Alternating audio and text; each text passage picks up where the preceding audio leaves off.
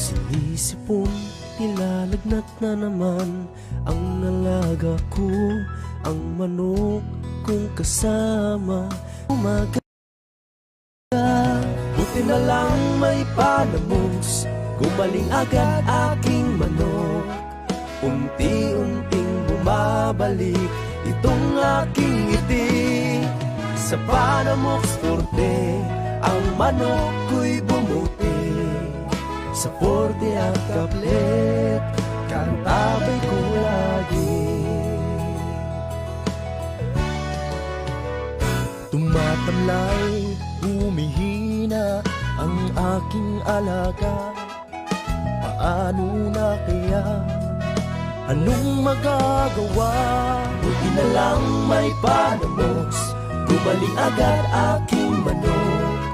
Unti-unting bumabalik itong aking ngiti. Sa Panamox Forte, ang manok ko'y bumuti. Sa Forte at Kaplet, kantabay ko lagi. Buti na lang may Panamox, gumaling agad aking manok.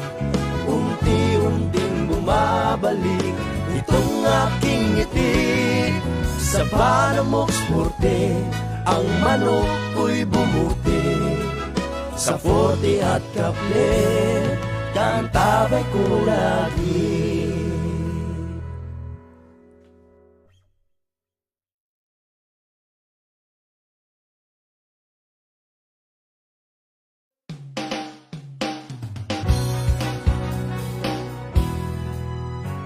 Pagkatapos ng kapon, binahon ako sa hamon. Nais kong bumangon sa pangungot ng kapon. Alaga ko sa bukirin, palaging sakitin. Baboy, kambing at inahin, kulang sa vitamins. Ngunit buti na lang may King's Vita Plus, complete essential vitamins, probiotics, minerals. Iliparin ko ang hangganan ng langit upang ang tagumpay aking makakamit. King's Vita Plus, ang aking hari, ngayon aking alaga ay laging healthy. King's Vita Plus ka na, King's Vita Plus ka na, King's Vita Plus ka na. Iliparin ko ang hangganan ng langit upang ang tagumpay aking makakamit. King's Vita Plus, ang aking hari, ngayon aking alaga ay laging healthy. King's Vita Plus ka na, King's Vita Plus ka na, King's Vita Plus ka na. King's Vita Plus ka na, King's Vita Plus ka na, King's Vita Plus ka na, King's Vita Plus ka na. Labot sa agrikultura, mga simpleng tips para sa mga mag-uuma, yaman, Senso programang Agri-Senso. Kauban, si Clara Tita. Kini nga programa hatod ninyo sa King's Vita Plus, Panamox Antibiotic Caplet ug Panamox Forte ug sa Intenso Premium, Intenso Power Stag ug Intenso Plus.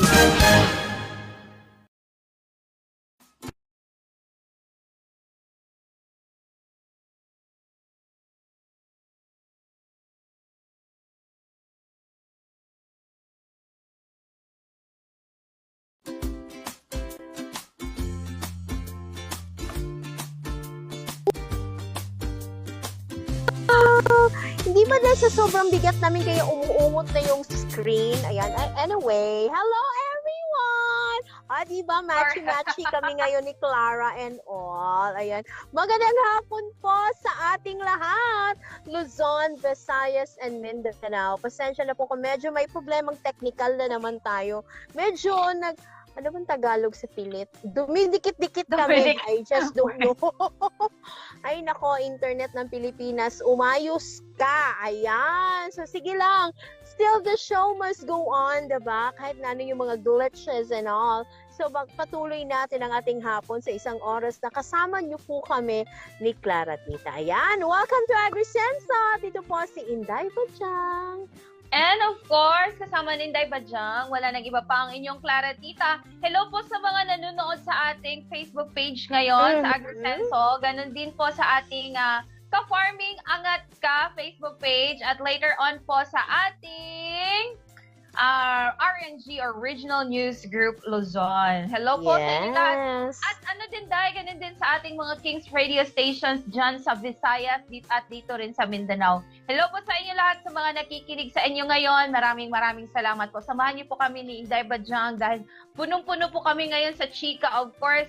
With regards po yan siya sa agriculture and at the same time po yung mga tips na isi-share namin sa inyo, of course, courtesy of Ka-Farming Angat Ka. Alright! Alright, ayan. So, tama. So, baka may mga tanong kayo sa amin maya-maya. Ayan, huwag kayong mahiya. I-comment nyo lamang o baka may mga greetings kayo para mabasa natin maya-mayang konti. Ayan. I-comment nyo lamang po sa baba ng ating Facebook Live video ngayong hapon. So, ano man po yung inyong mga ginagawa sa ngayon, just relax. Ayan, for sure. Kakatapos lang nating mag-lunch. Ayan. Siesta muna. Relax muna tayo for a while. And samahan nyo po kami ni Clara sharing with you some good news and tips with regards agriculture. Ayan. Corrected by. Feeling ko laki ko siya. Parang ang pangit. Charot. Bebe? Hindi naman siya ganung ano. Anyway, oy ha, kumusta na yung mga presyohan ng anyong sibuyas na pula dyan sa inyong lugar? Ganun din ba? Tawag nito, parang approve na ang pag-import ng sibuyas na pula ni Presidente Ferdinand Marcos Jr. So the DA is allowed to do that, though hindi siya ganun karamihan, enough lang to somehow to meet the demand of it sa market. Siyempre, gaya nga ng sabi ng DA, it should be hindi dapat sumobra para hindi kawawa yung mga farmers natin. By the time na they harvest their sibuyas na pula and i-market na naman nila sa merkado. Kasi nga, it's really a fact na medyo mura lang yung mga imported ones. I just don't know why. Bakit sila mas mura compared to the local products that we have. So at least, yun nga, diba, ang panawagan ni Senator Amy Marcos na if they have to import mga sibuyas na pula, make sure it would be timing. Ayan. Siyempre, dapat sakto lang. Kasi nga, kung pwede pa lang di na mag-import to avoid yung mga thing of the hoarders na, uy, parang nag-import na ilabas na natin yung produkto natin. O, diba? Parang nagkakagulo na ang Pilipinas. So, dito na tayo. Magbenta na tayo ng mga sibuyas at tag-50 ang isa. Diyos mio. Diba? So, parang mga ganong factor. So, pwede na siguro hindi na tayo magsibuyas, okay? So, kalimutan muna natin yung mga sibuyas na iyan. So, right now, okay na. May go signal na to import it. So, we look forward that probably a few weeks from now, mag-stable yung presyohan ng ating mga sibuyas na pula dyan sa market. Sana! Ayan, sana diba, bumaba na siya. May nakita na ako na tag 370 pesos ang kilo. parang sa Facebook ko, baka sa Facebook lang yung binibenta na 3.7. O para, Facebook nga, parang nag-online selling siya via Facebook. Onion yung kanyang produkto and it's 370 pesos kada kilo. Not sure kung talagang it's the good variety or baka may mga, ano na yun, mga pangit na klase. But anyway, at least medyo bumaba. Not sure lang sa quality. Sana man lang, before the January ends or pagpasok ng February, maging okay na yung ating mga sibuyas. Para naman yung mga pizza na kinakain natin, meron na pong mga sibuyas. Parang ang pangit, no? Pizza is really into onions, pero walang onions yung pizza natin for now. So, sana, diba, pagdating ng maraming sibuyas, ayan, happy na ang lahat. Natutuwa lang ako dahil sa mga memes na lumalabas sa Facebook na yung sibuyas ay ginagawa na nilang sing-sing, na parang gold, na ginagawa na nilang... Pang siya, pang exchange na, diba, sa mahal. Ay, pwede, tatanggap ako niyan, diba, sa mahal ba naman? Nung bumili kami the last Christmas, 2, 80 pesos, diba, 4, 5. 80! Exchange gift na siguro ito, di ba? Just imagine, yung after use those, it's because, ika nga nagluluto kami, may mga orders ng pagkain. So, pangit naman if you will not use mga mga condiments and spices for that. So, kailangan talaga yung sibuyas na pula. So, no choice, bumili. So, yun nga, 4 na pieces na maliliit, it's 95. And the 2 na medyo hindi naman kalakihan is 80 pesos. So, parang, oh my God, this is too much, di ba? So, parang somehow, sana pwede nang matigil na yung mga ganon, o di ba? Para at least man lang hindi na sumakit yung ulo ng mga tendero natin, mga pagkain. Ayan, yung mga talagang mere foods na kailangan ng mga sibuyas na hindi na makagamit dahil sa sobrang mahal. Ayan, di ba? So sana hindi umabot at tumubo yan sa inyong mga bodega at ibenta nyo na ng 100. Makasabit na good luck. Ayan. Correct. Ayan na. Ulit, okay lang. Correct. Oo, di ba mabubuhay naman siguro yan sa Day? Di ba? Yan yung klase na sibuyas na nabili namin for 100 per sack before, yung uso din ng hoarding, di ba? So, 100 lang na lang, 100 na lang yung sako. So, talagang bumili kami. So, yun nga lang, may mga tumutubo na. Kailangan mo lang piliin yung mga magagandang klase and kailangan tanggalin yung mga medyo rotten part na of it. So, ayun, makaingon jud ka. So, sa Bisaya pa, ay na merese na jud. O, di ba? Yung mga ganong bagay. Sana wag umabot sa ganon. Sayang din, di ba? It's an investment as well. Pera nyo rin yun, mga negosyante. Correct. So, ayan na sa mga nanonood sa atin ngayon dyan. Ini-encourage ko po kayong mag-comment dito sa ating Facebook Live. Comment nyo po kung magkano po ang kilo ng sibuyas sa inyong lugar. Saan po kayo ha? Para alam namin kung saan makain pa ba kayo ng pagkain na may sibuyas? O, di ba? Nililingon nyo pa ba ang sibuyas? So, bagay, nilalagay nyo lang sa aparador, ginagawang display. Ganon. Pero sayang ha, pag i-display naman dahil masisira din yun, di ba? Masisira Lalo na pag din. hindi mo siya ilalagay sa ref. Yung yung sibuyas mo ba, nilalagay mo ba yan sa ref? Yeah, actually hindi, nasa labas lang. Ang lang yung sibuyas na dahon o yung scallions, yun siya yung parang nilalagay mo sa water para hindi siya masyadong malantay yung dahon niya. So that's it. So we just put our spices sa labas para hindi na talaga siya painitan para hindi siya mag-shrink. Kasi nga, pag medyo exposed siya sa masyadong mag-init, nasa-shrink yung sibuyas natin. So, dapat by the time you slice it, you consume immediately all the parts of it, diba? Pero, syempre, ngayon, nagtitipid tayo and all. So, ayan siya. So, yung isang sibuyas is, kailangan nating hatiin for 1 week. So, 7 times mo siyang gamitin. Slice to 7 times. So, diba? At least may mga pang-amoy-amoy ka lang na mga sibuyas. Or, ang technique ng iba is, they buy na lang the powder type. May mga produkto din kasi tayo sa supermarket na powder na lang yung ahos, powder na lang yung onion. So, that's somehow a bit better or medyo mura-mura na rin as compare kung talagang bibili ka ng totoong sibuyas. So, for now, fake muna na sibuyas yung gamitin natin sa ating mga lutuin. Ayan. Tapos dahil doon sa mga nagtitipid nga, sabi mo kanina, 'di ba, na make it i-slice mo siya na makaya siya maabot siya hanggang 7 days. May tip diyan, Day. para hindi siya, kasi yung sibuyas, once na ma-open mo na yan siya, tapos ilagay mo sa ref, tapos hindi yan siya naka-close, parang na-cover mo ang buong sibuyas, like open lang siya. Nag-a-attract kasi yan siya ng ano tawag yan, ng bacteria. Diba? Yes, yung mga naglilipad-lipad ng mga insects, di ba? Mas nasisira at saka nag-a-attract ng mga bacteria na parang dumidikit doon sa sibuyas, kaya hindi na rin siya advisable na kapag ginamit mo yung sibuyas tapos hindi mo tinatakpan pag ilagay sa ref, parang pangit na rin siya gamitin kasi yun nga, madumi na siya. Dapat ay i-keep nyo sa closed container or ibalot nyo siya ng cellophane para hindi siya tawag dito, madapuan ng mga kahit anong klaseng bacteria. Kasi syempre, di ba, lulutuin mo. So, it's no-no. Of course, dapat i-secure nyo ito, a safe storage place ang inyong mga sibuyas na slice na or nahati nyo na. Okay? Yes, i-slice nyo na lang lahat tapos kayo na mag-budget to use it for how many days. That will be much better, diba?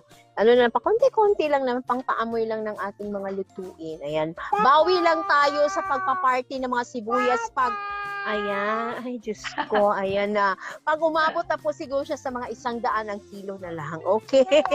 So that will be soon. Sana soon. Sana Sooner or soon. later, yeah. Sooner or later, of course, masarap pa rin yung crunchy na sibuyas na parang ano talaga.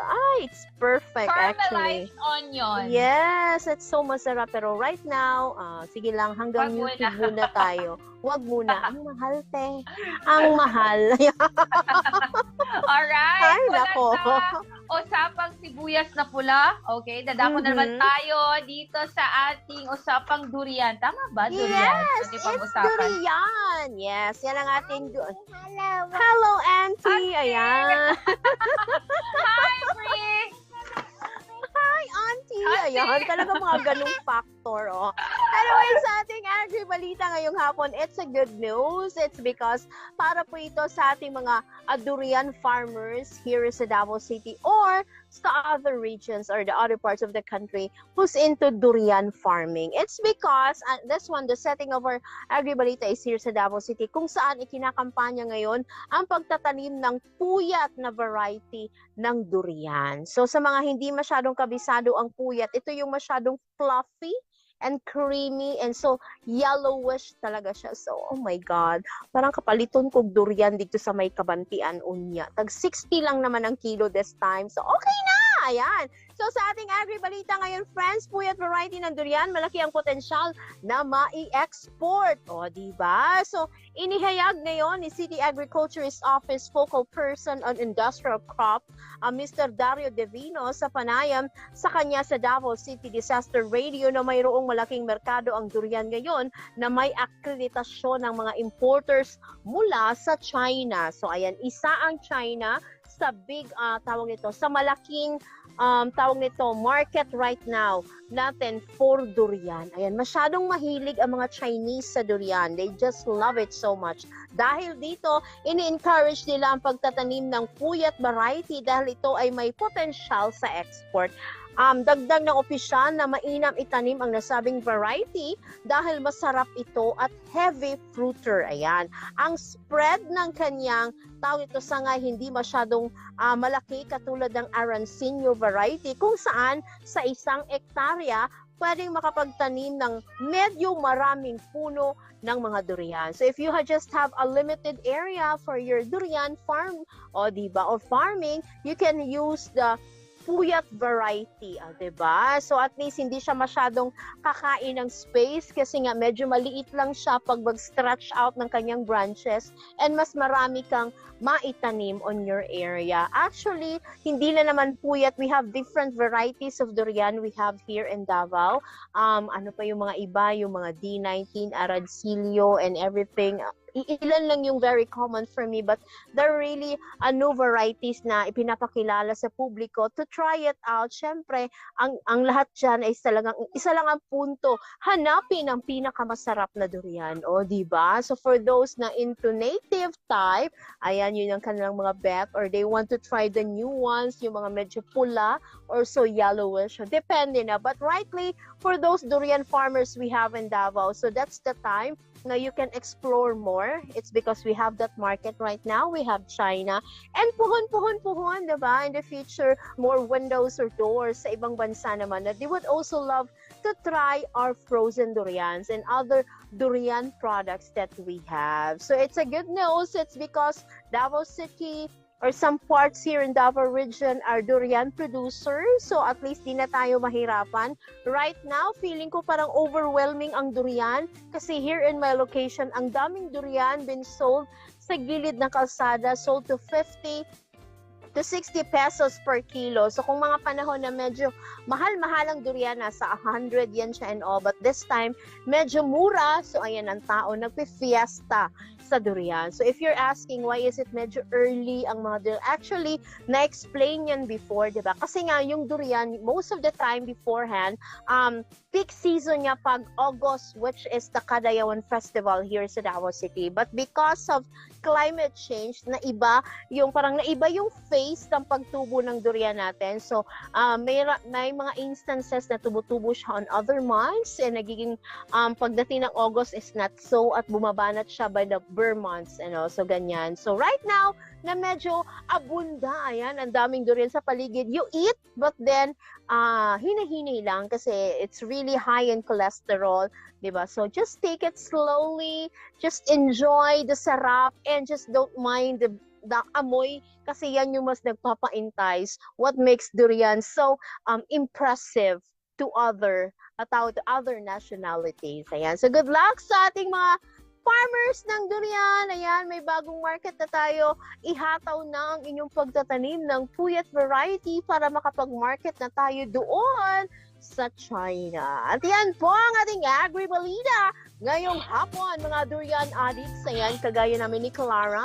Ano na po yung latest tip natin ngayon para sa Agri-Uni?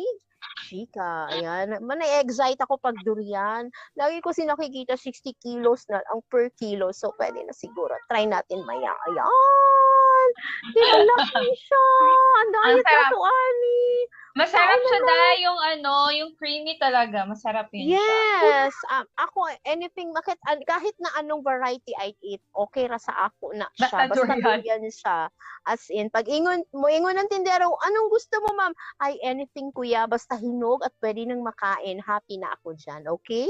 So, I'm fine with everything. Hindi ako expert sa mga variety. Basta talaga, kakain lang po talaga ako, okay na. Ayan. Correct. O, ayan. Anyway, ayan mga ka-agri. So, mula sa usapang durian, dito na naman tayo sa ating farming talaga. Of course, kasama si ka-farming agad ka.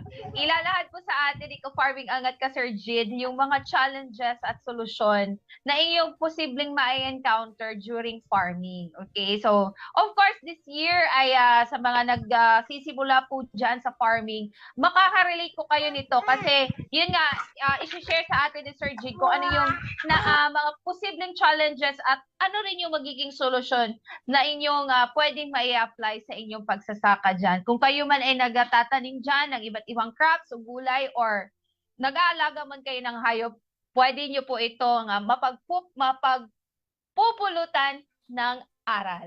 Okay? Ayan. So, wag na nating patagalin pa si ka-farming angat ka, Sir Jid, para sa kanyang discussion. Hello po, kumusta po? Alam natin no, dito sa farming napakadami nating mga minsan ang daming mga challenges pero ang dami rin mga pupwedeng mga solusyon doon sa mga nagiging challenge natin.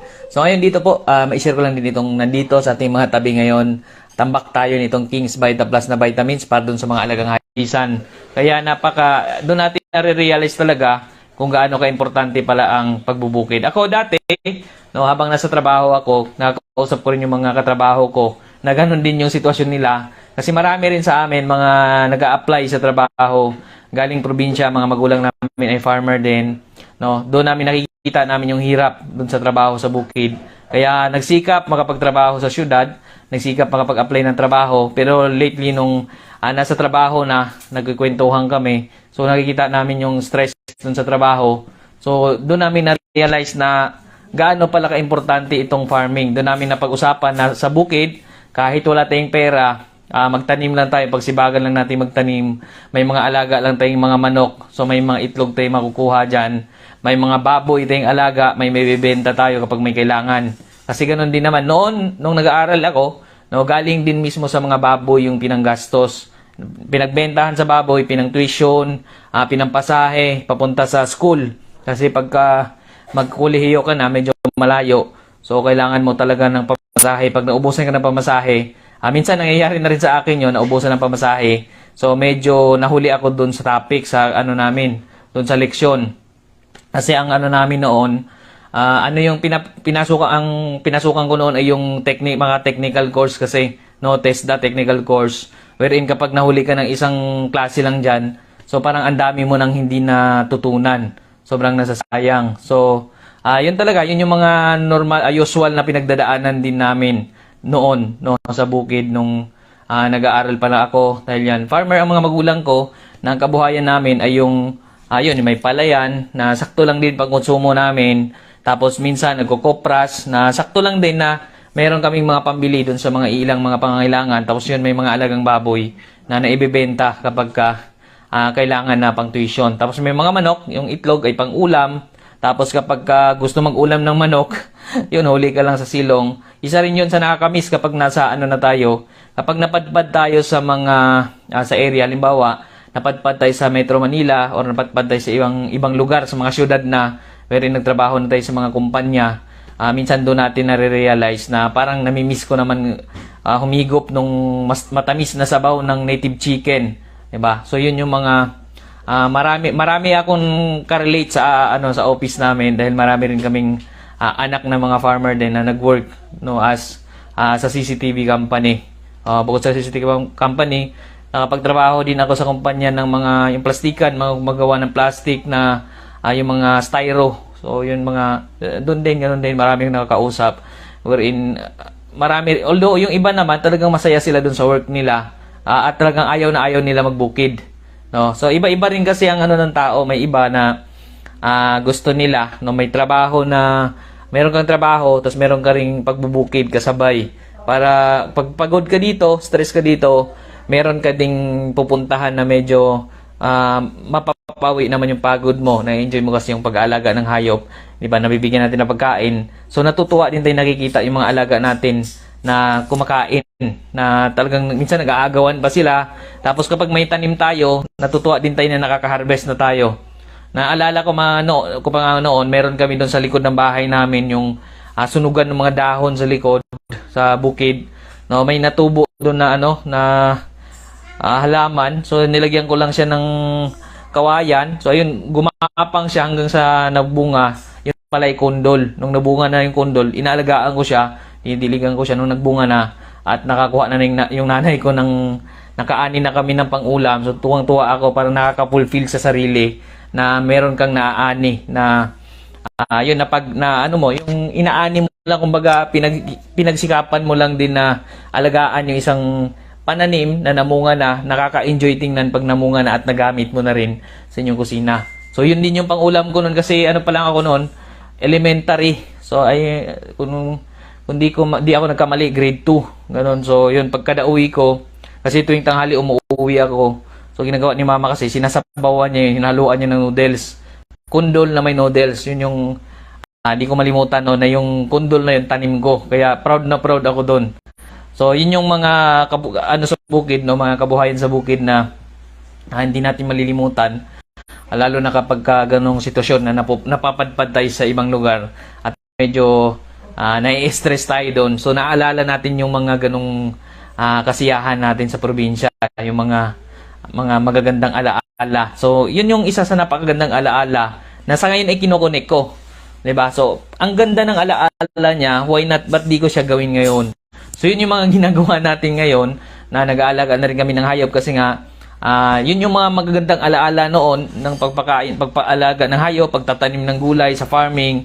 So, ngayon, kailangan natin siyang i-improve lalo na ngayon na sobrang maraming nangangailangan ng mga produkto ng farming. Dumadami ang tao, dumadami ang commercial area, habang medyo kumunti yung mga farmer. So, kailangan dumami ulit tayo para gumanda ulit yung production dito sa farming, no, isa rin to sa nagpapaganda rin mismo sa ekonomiya natin, lalo na dito sa field ng ng agriculture. Kapag dumami rin tayo mag-alaga ng hayop, dumami tayo magtanim, syempre mas ano rin naman, mas masaya rin naman yung ganong pamumuhay, yung nagtatanim ka, nag-aalaga ka, na-enjoy mo yung paligid mo, lalo na kung yung passion mo ay nandun mismo. So nakadepende rin yun. Minsan naman kapag hindi natin passion yung ginagawa natin, alaga tayo ng hayop as business lang talaga, gusto natin kumita, so parang hindi rin naman nakaka-enjoy kasi ang babantayan mo yung kita. So mas maganda na yung nag-alaga ka ng hayop na ini-enjoy mo lang. Nagtatanim ka ng mga halaman, ini-enjoy mo lang. Mas mas mabilis mag-isip ng diskarte. Mas mabilis makahanap ng diskarte compared sa ginagawa mo ng talagang business lang yung tinitingnan natin sa side. Once na medyo makita natin ng challenge, parang napapasuko tayo, 'di ba? Medyo napapa-atras tayo na para alanganin yata 'to.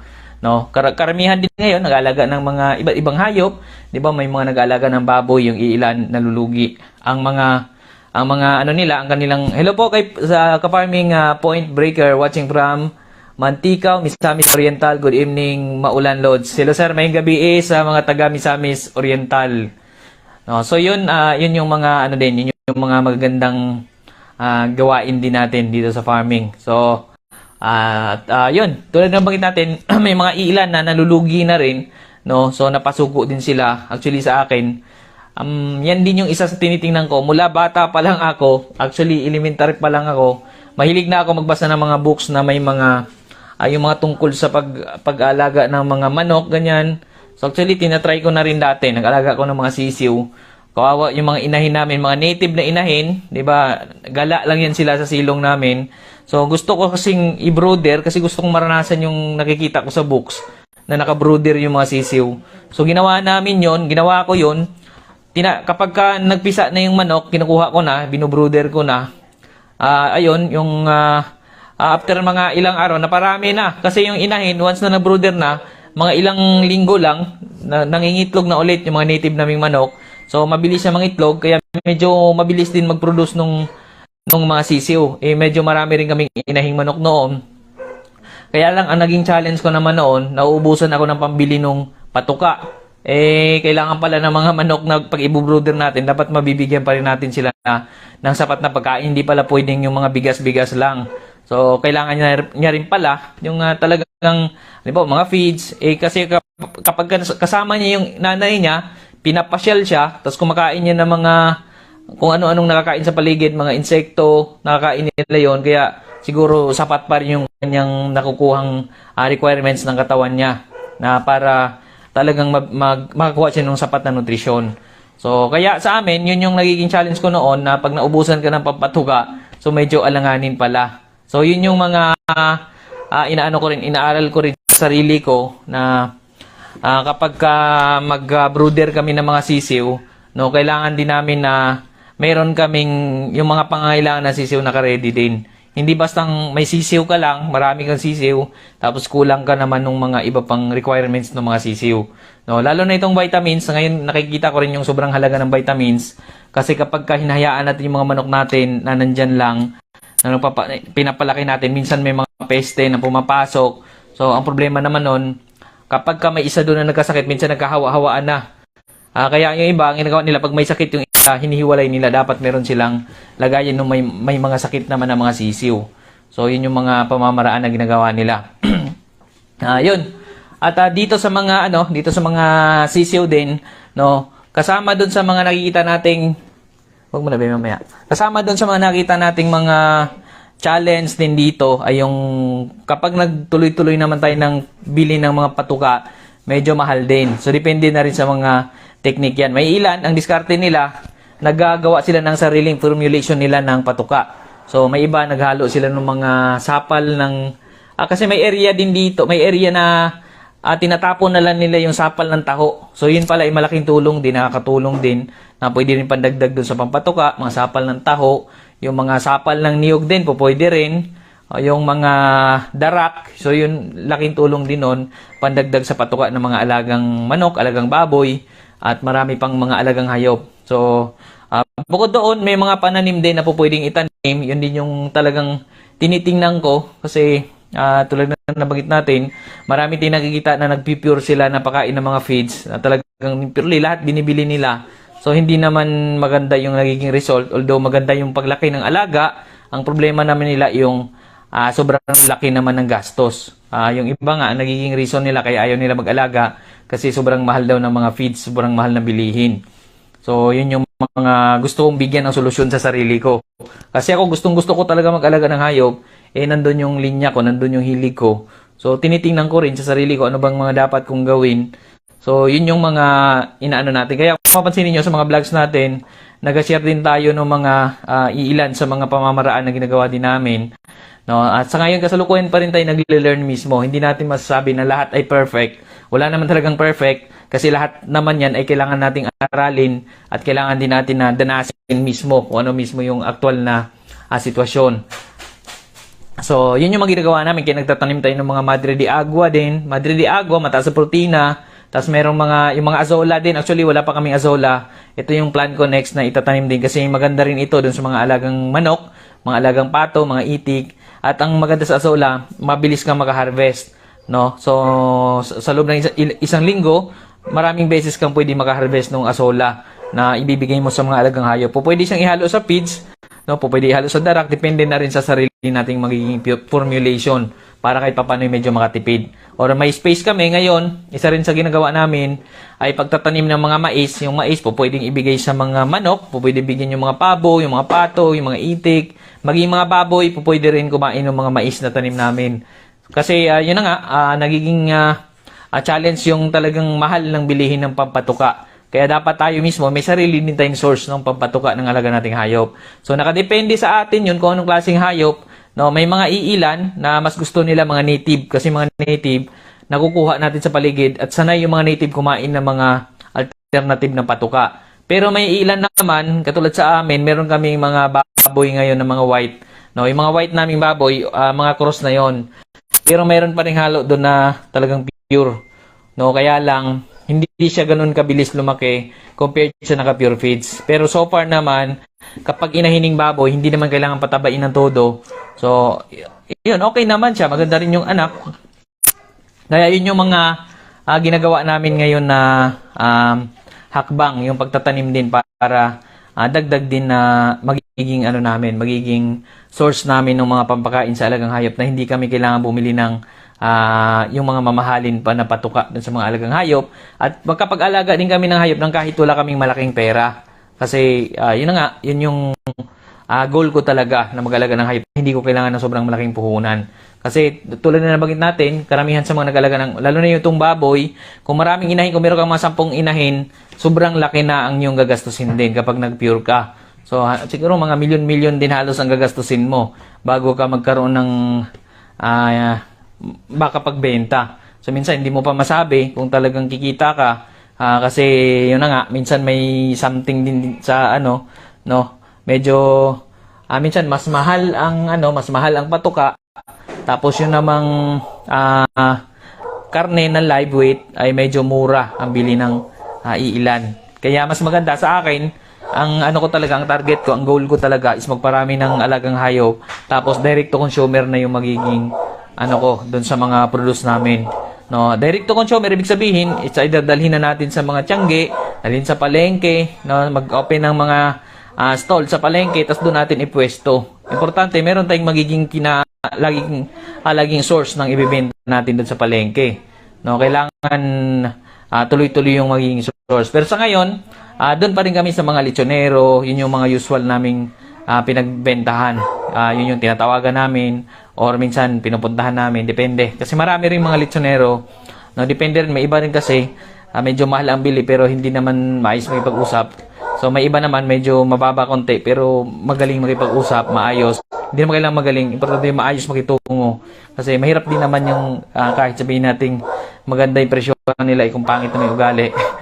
So yun naman, yun yung natin. Yun, na-share ko lang itong mga naging karanasan din namin at itong mga pananaw din natin na posibleng makatulong din dito sa ating mga ginagawa sa farming. So ayan, bukod doon, ito yung mga na-share natin kanina, no, King's Vita Plus na vitamins. Ito yung mga kaagapay na rin natin ngayon sa pag-alaga ng hayop dahil tulad na nabanggit natin, habang tumatagal, no, mas lalong nagiging sakitin yung mga alagang hayop, mabilis magkasakit. Ang daming nag-comment sa atin, ang daming mga nag-mensahe na naging problema nila ay yung mga alaga nilang hayop na nagkakasakit. So sa amin, hindi na namin inaantay yun. No, yun yung lagi kong sinasabi. Minsan hindi ko lang ma-direct to point yung mga nagtatanong ng kapag ka may sakit ng alaga nila kasi parang ano din parang awkward din na manisi pa tayo ng ganun Kasi sa akin kasi ito talaga yung ginagamit namin para lumakas yung immune system. Actually, halos karamihan sa mga majority sa mga vlogs ko, sinasama ko itong King's Vita Plus, pinapakita natin. Dahil ito yung usual talaga naming ito yung talagang ginagamit namin sa lahat ng mga alagang hayop namin. Ayan. Pwede na siya sa baboy, sa manok, pwede sa itik, sa pato, sa pabo. No, pwede rin siya sa baka, sa kalabaw, sa kambing. So, ayan. Yan ang gamit natin. So, kompleto na siya. Ang dami niya ng mga halo dyan. Meron siyang multivitamins, minerals, amino acids, electrolytes, essential elements, calcium plus D3, enzymes, probiotics, at marami pang mga sangkap. At ang maganda dito, registrado siya mismo sa Bureau of Animal Industry. So, ayan. So, ito, marami pang sangkap dito. Composition niya, so, meron siyang 100 grams. Itong isang pakete na to ay 100 grams siya na meron ng vitamin A, vitamin D3, vitamin E, vitamin K3, vitamin B1, vitamin B2, vitamin B6, vitamin B12, folic acid, pantothenic acid, biotin, niacin, zinc, iron, manganese, copper, iodine, selenium, cobalt, lysine, D-L-methionine, betaine, probiotics. So, yan. Napakadaming sangkap niya na nakakatulong doon sa mga alagang hayop. So, ayan. Pwede ninyong mabili ito sa mga agri-vet stores nationwide, mga poultry supply nationwide, at sa mga bilihan ng mga feeds. No? So, pwede nyo siyang puntahan doon. At kung sa area nyo ay wala kayong mahanap, or kapag ayaw nyo lumabas ng bahay, meron din kaming cash on delivery via LBC. Pwede kayong mag-PM sa amin. So, ayan. King's Vita Plus Animal Feed Supplement. Manggagaling dito mismo yung produkto. So, eto mismo yon. Actually, may mga stocks tayo dito. Ang dami ring nag-orders. No, ito, ang daming nag-orders. Basahin natin. Si Ka-Farming Orlando, yan, nag-order siya ng 8 pakete. Si Ka-Farming Mark Joel, yan, nag-order siya ng 3 pakete. Yan, si Ka-Farming Mario, nag-order siya ng 16 na pakete. So, yan, ang dami. Si Ka-Farming Ariel, nag-order siya ng 2 pakete. Si Ka-Farming Edmond, nag-order siya ng 3 pakete. Yan, iba-iba rin. Si Ka-Farming Ernest, nag-order siya ng 10 pakete. Yan, ang dami nila. So, ayan. Yan. Ang dami mga nag-order din dito. Yan, cash on delivery ito via LBC. Kaya mas mabilis dumating. Usually 2 to 3 days or minsan kapag katulad ngayon kapag sobrang maraming nagpapadala sa kanila, siguro inaabot ng mga 5 days. Depende. Mas mabilis siya. Kaya ayun, pwede kayong mag-order. So, yan. King's Vita Plus na vitamins, pwede kayong mag-order sa amin yan. No, via LBC. Ang fees naman niya sa shipping, no, usually nasa ano lang yan. Minsan pag within Metro Manila lang, 54 pesos, 59 pesos. Ganun. Pag Luzon area, nasa 64 pesos, 69 pesos. So, depende sa dami din.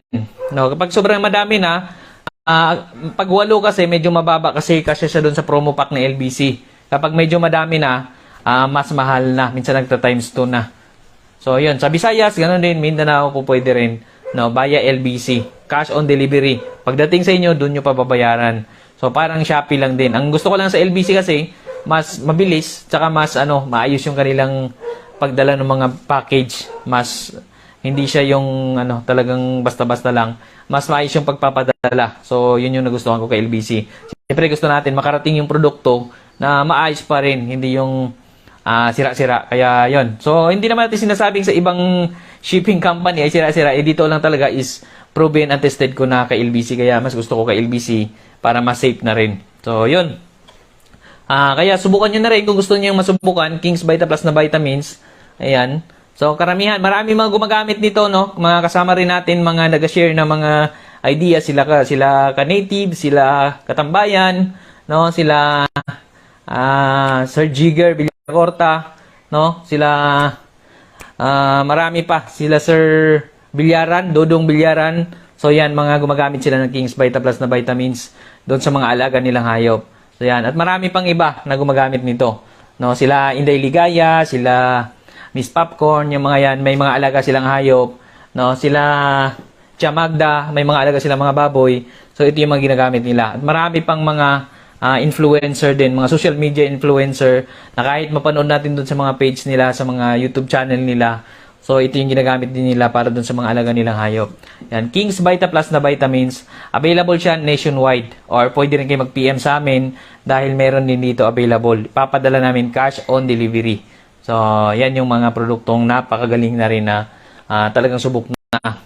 Yan. Pwede siya ihalo doon sa tubig inumin ng mga alagang hayop. Pwede rin ihalo doon sa mga pagkain nila. Kung sa feeds natin ihalo, isang pakete, no, isang paketeng King's Vita Plus, pwede natin ihalo ito sa isang sako na feeds.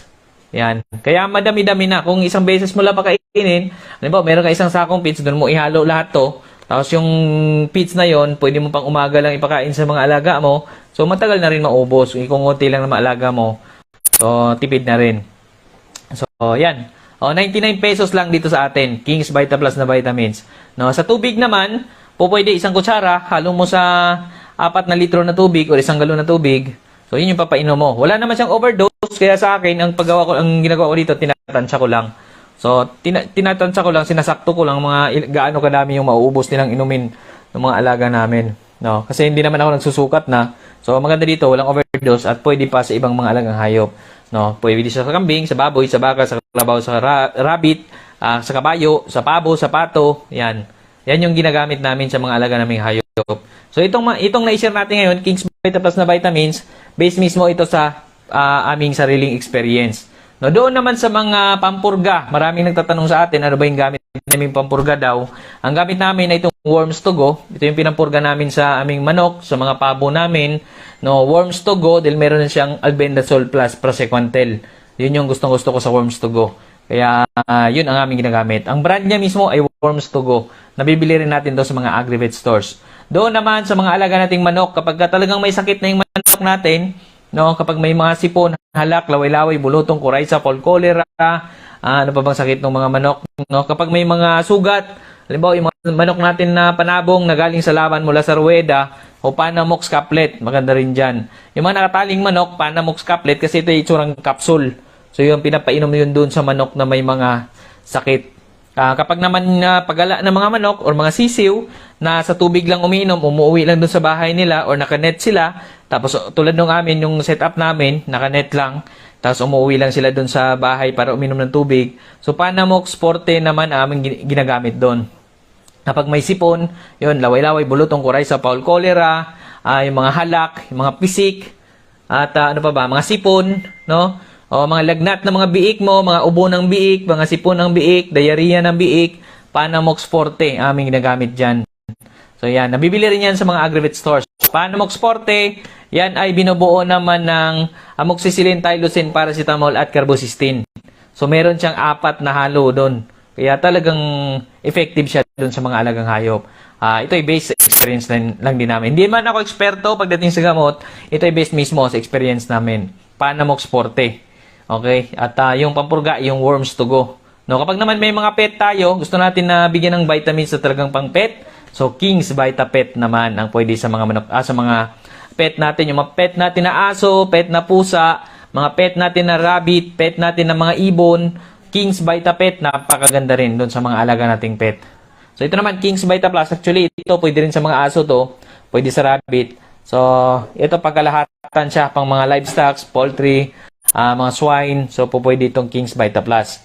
Yung mga nabanggit natin kanina, kung gusto mo talaga na mismong formulated dun sa klase ng hayop na meron ka, so yun yung mga pwede mong gamitin, no? So yun, yung mga ano naman, kung may manok panabong na yung mga passionate dito sa pagsasabong, meron namang ito, Intenso. Yan, Intenso Plus. Intenso Plus sa mga sisiw. Ito yung formulated mismo sa mga sisiw. Ito yung tsura niya. Yan, Intenso Plus. Sisiw pa lang, naka-vitamins na pang formulated talaga sa manok panabong. Yan, Intenso Plus siya.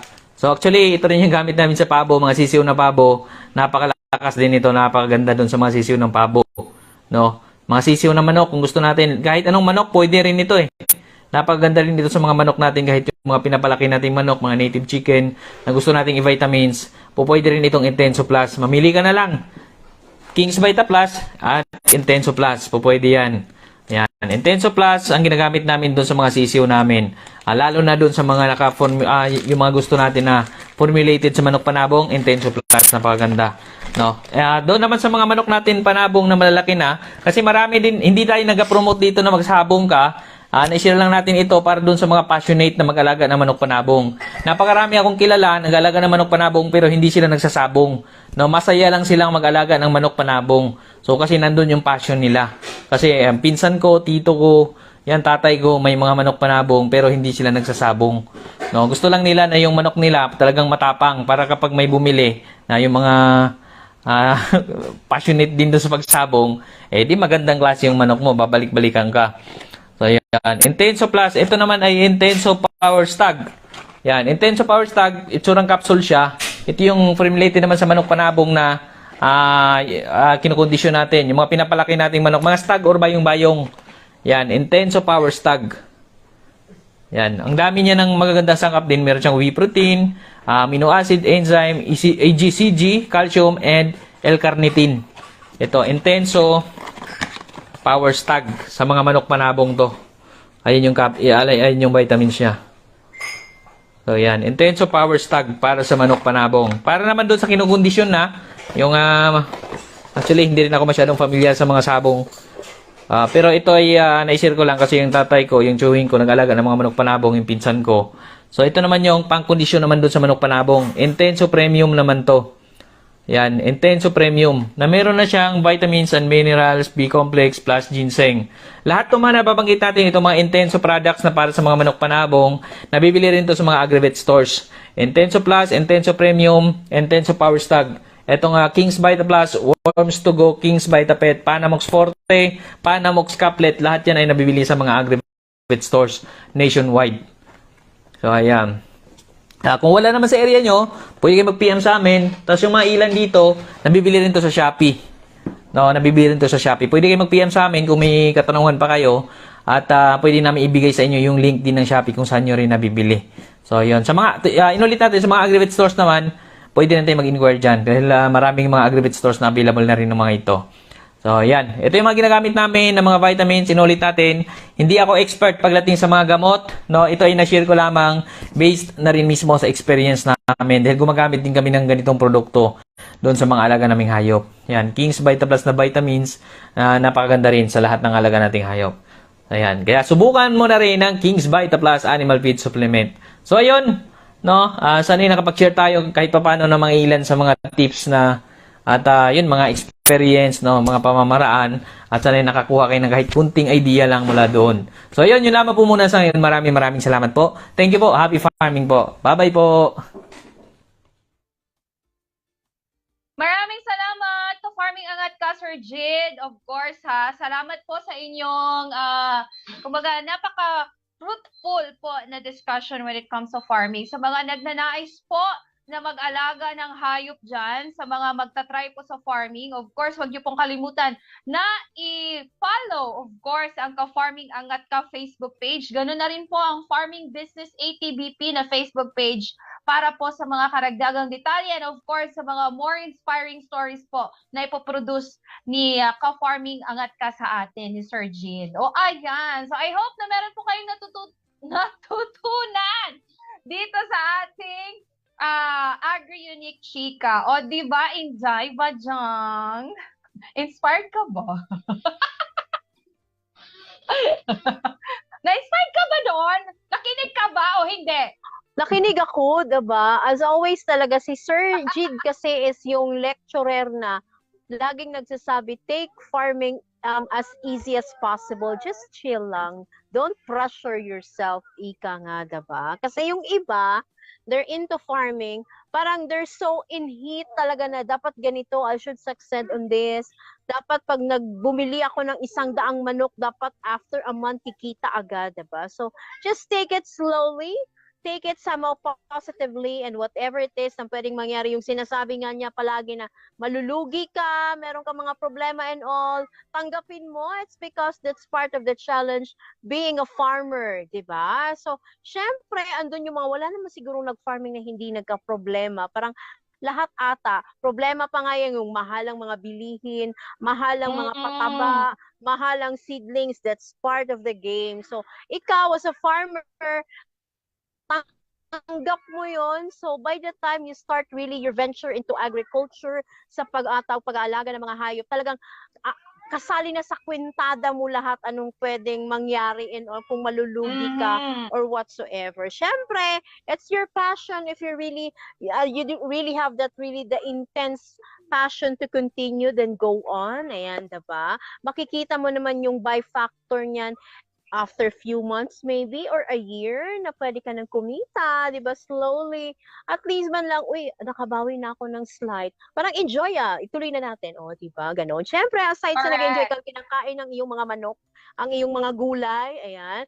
So, pa konti-konti bumebenta o mga ganung bagay. So, mga ganung bagay and all is somehow it's a blessing and it's parang balik na rin sa yung mga nasimulang pagnenegosyon pa konti-konti. Yun lang. Just chill and just enjoy your moment being a farmer. Yun lang talaga. Huwag mo i-stress ang sarili mo, Col. Diba? Kasi nga, nabasa ko kasi sa libro, farming can help you strengthen more your immune system and relax yourself. So parang ikaw lang yung farmer na stress, parang pangit, diba? So, kalma lang, okay? Kalma, chill, okay? So, wag masyadong padala, pag nalugi ka, huwag mo masyadong dibdibin, babawi lang ako. Ganoon. Lahat naman ng mga negosyante ay tawag nito, nalugi. Even the Gokong ways and all, nalugi din po kami. Kaya pakpak na lang ng eroplano meron ako, okay? So, take it from me. Talaga feeling nila, no, na Gokong way talaga. Oo. Yun lang.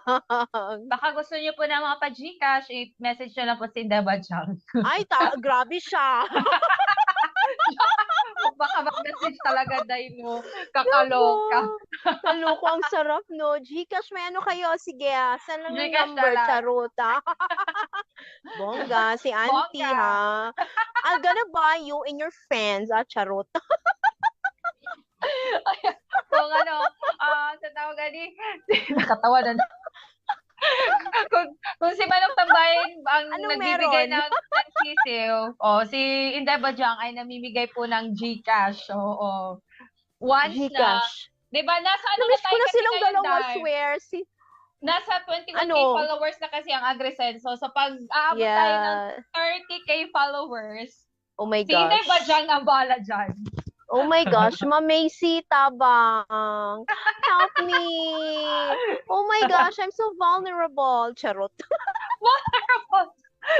Ay, saka baka makalimutan natin, Day. Yung mga na-mention kanina ni Sir Jade, ha, ng mga products, yung King's Vita Plus, Panamox, Intenso. Ano pa yung mga na-mention niya Worms kanina? to go. Ayan. Worms to go, oo. King's Ayan, ha. Vita Pet. Ayan. Ang dami nun. Correct. Sa mga na-mention niya na product, of course, si Sir Jid ay tumatanggap din yan siya ng order. Ha? Meron din yan siyang mga stocks dyan. So, pwede rin po kayong umorder sa kanya. Or, pwede nyo rin po kaming i-message. I-message nyo po ang King's Vita Plus Facebook page, yung mga Intenso. Meron po yan silang mga kanya-kanyang Facebook page. At saka, Panamox Couplet at Panamox Sport in a Facebook page. Meron din pong Facebook page dyan. Okay? At if ever po na wala po kayong Facebook at nasa Shopee kayo, meron kayong Shopee account, pwede rin po kayong mag-order doon, okay? Hanapin nyo lamang po ang KBM Agravet Lines, okay? Hanapin nyo lamang po ang KBM Agravet Lines, okay? Yan, pinakita po sa atin ni Kuya Billy, ang ating Facebook page. Ayan, i-message nyo po. Pwede po kaming maka-COD sa inyo, cash on delivery via LBC or cash on pick-up. Sa Shopee din ay cash on delivery din po tayo via GNT Express at saka GoGo Express. So, kahit saan po, very accessible po ang ating product as long as kaya pong accessible din po kayo, yung inyong area, diba? So, wala pong problema. Message nyo lamang po kami. Available po ang ating mga produkto. Okay? So, if yan lamang po kung hindi po siya available sa Agravet kasi minsan po out of stock na po talaga siya. Marami po kasi talagang gumagamit ng ating produkto. Yan lamang po ay kumbaga, ano nga tawag dyan, Day? Timailahan? Sign? It's a sign. Tama ba? Sign na very effective. Ano yes, diba? Na very effective po ating products. Oo. So, ayan. So, speaking of Agribet stores, merong i-flash sa atin. Ha? Hudyat? Hudyat! Hindi Yan. pa, hindi siya pwede. Kasi feeling ko Hindi hudyat siya. is parang 1, 2, 3, go. O, diba? Go. O, parang ganun. So, it's a sign. Oo. It's hindi naman siya signals, para naman siyang kalamidad. Senyales. Diba? Senyales. Ay, yun na siya. Basta yun na siya. Anyway, sa mga So, ayan taga-Batangas, ayan. Doon po tayo, Agribet shoutout po tayo sa mga taga-Batangas. Ang ating po mga produkto ay mabibili sa, ayan, San Pascual, Batangas. Dyan po sa NCA Poultry Supply. Sa Batangas City, dyan po tayo sa Zion Agribet and Poultry Trading. Live on Feeds Trading, Katapang Agri Trading, Virix and Vilin Agri Supply. Ang hirap naman ang pangalan ng inyong tindahan, ha? Egay Patuka Agribet Supply. Ayun, sa Taysan, San Jose, Batangas. Andyan po tayo sa Raquel Poultry Supply, CJ Agribet Supply, Team Z Poultry Supply, DHM Feeds Retailer, Rusty and Melly Agricultural Products, and EMV Agricultural Supply. And, meron pa bang iba? O last na yon. Ayun, last na pala yon. Ayun. So sorry, so yan po lahat sa Batangas, yung mga tindahan na po na aking na shout out. Ayan, dyan yung po mabibili ang ating mga produkto. Okay, yes, sir. O sige, uwi na po kami, sir. Uwi Sorry, na. sir. Sige, sir, salamat. Okay na. Before we go, hello to Jezreel Flores and Winston. Hi, Winter. Hello! Thank you so much at sa lahat ng mga nag-share at nag-like ng ating video for this afternoon. Thank you so much. O, diba? Thank you, Sir Mitch. So, ayan ha, bukas po ulit, kasama niyo po kasama niyo po Pre. ulit Pre. ang inyong tambalang gigising sa inyong hapon. Talaga? Mag-change na kami ng time slot. Hindi na Alas hapon. 4 na daw ng madaling araw. Ay, Kaya shit. 4 to 5. Hindi. Dapat 5 to 6 pala, no? Kasi nga 6 si Sir John. O, diba? So, that's better. I think, mata na siya. Gising na si Billy that time. Kasi pag gising na yan naka-online siya. na ako, by that time, gising na siya. Nag-share na siya ng mga quotes. Nagla-like na siya. O, diba? So, gising na siya mga alas 5 talaga. Okay. Correct. Kaya niya yan para tuloy-tuloy na, para hindi siya madistorbo every 12 Yes, diba? Para diba? dire-diretso na yung ano niya. Kung Oo, makakarakit naman siya sa outside, hindi na siya problem sa maliit na kanya. bagay, diba? Oo. Mas maganda kasi yung umaga, masyadong swak yung boses ko na maingay niya. Good morning! O, diba? Pang pagising talaga siya. So, parang ayaw na nilang makinig siguro kung ganun, no? Yung mga, na siguro, good morning, magandang umaga po. Corrected It's so pangit. by. It's so pangit. Ayan. So, soon, we'll have a new time slot. So, abangan nyo lamang po yan. Okay? Basta, sure po kami. Masistress si Billy Joe. Ayan! Maraming salamat po sa inyong lahat sa patuloy ninyong pagsuporta po sa programang AgriSenso. Of course, bukas na naman po muli ha. Samahan niyo po kami ni Inday Badyang. And of course, abangan niyo po ang aming ibibigay sa inyo na panibago na naman mga tips and information po with regard sa pag-aalaga ng inyong mga alagang hayop. Ayan! Yeah. Ito po muli ang inyong lingkod, Clara Tita. And this is Inday Badyang. At ito ang inyong programang AgriSenso sa Agricultura. Senso ka. Ano yun? Thank you, everyone! God bless! Ayan, galit siya. Nagagalit siya. siya kasi alas 5 Ayaw niya. Labas nga impormasyon sa agrikultura, mga simpleng tips para sa mga mag-uuma. Yaman sa kaumahan, kikita ka na, aasenso ka pa.